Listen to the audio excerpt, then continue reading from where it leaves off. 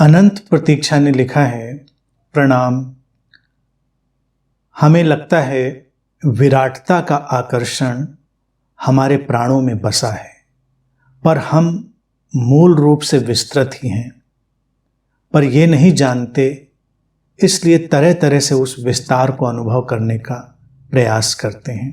कृपया कुछ कहें।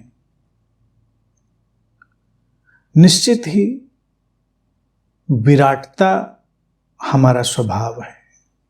हम अनेक कारणों से उसे नहीं जान पाते, और जो मूल कारण है वो यही है कि हम सीमाओं में प्रकट होते हैं।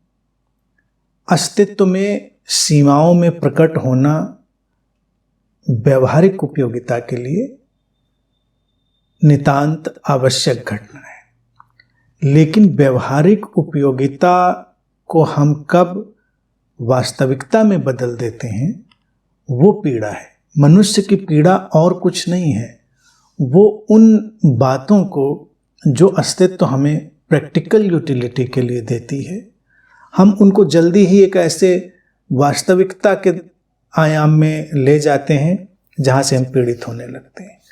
तो शरीर की सीमाएं हमारे ऊपर एक सीमा खींचती हैं।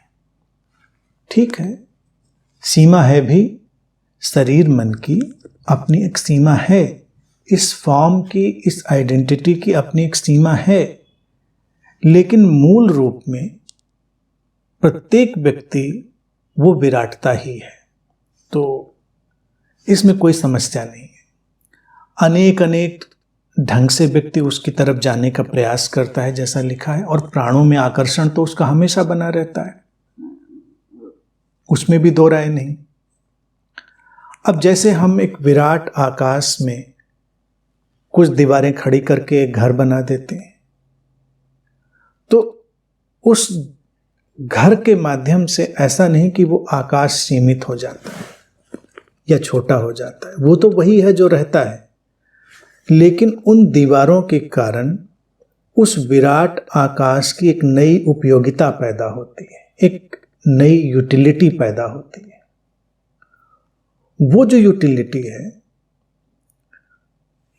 उसके माध्यम से हम जीवन को देखते हैं और उसमें आगे चलते हैं। ऐसे ही हमारा शरीर और मन है। शरीर और मन में भी ऐसे ही सीमाओं का आगमन होता है, और असीम हमारा होना हमेशा बना ही रहता है। तो उसका आकर्षण कभी जाता नहीं, अनेक अनेक रूपों में व्यक्ति के सामने वो आता ही रहता है।